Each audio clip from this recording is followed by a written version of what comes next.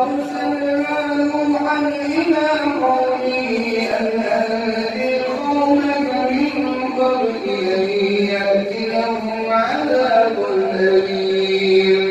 قال يا قوم إني لكم نذير مبين أن اعبدوا الله واتقوه وأطيعون يغفر لكم من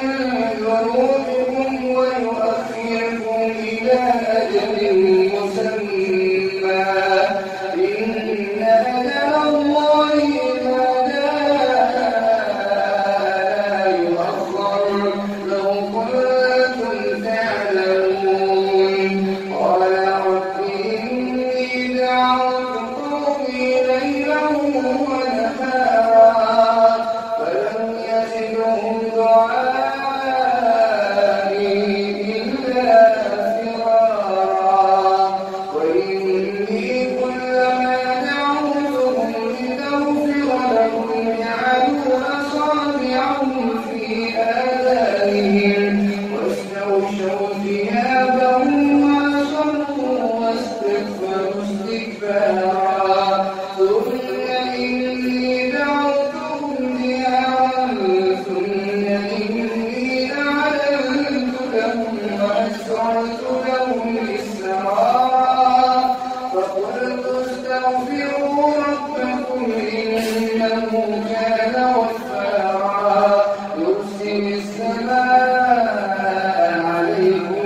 مدرارا ويمددكم بأموال وبنين ويجعل لكم جنات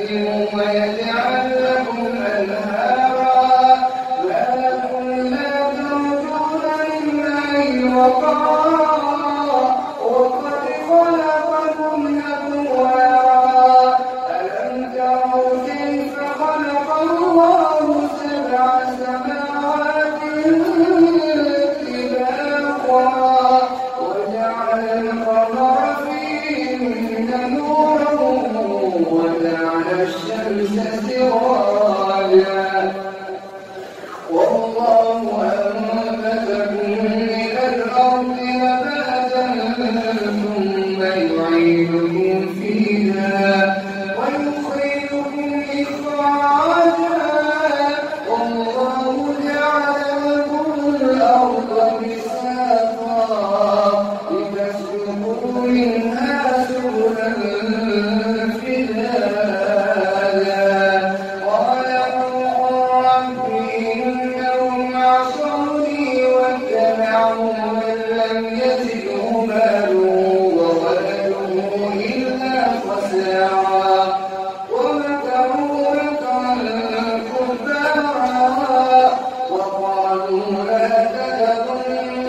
آلهتكم ولا تذرن ودا ولا سواعا ولا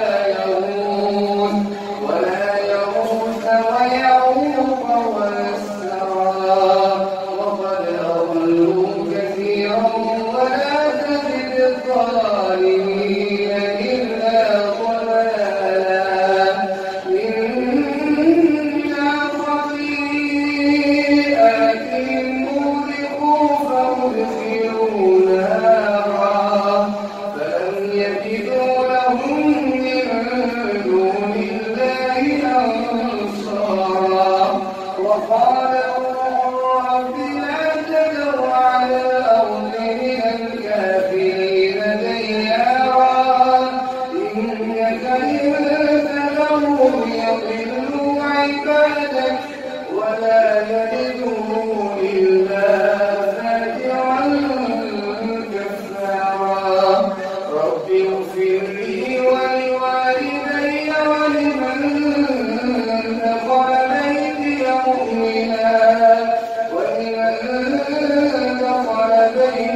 مؤمنا وللمؤمنين والمؤمنات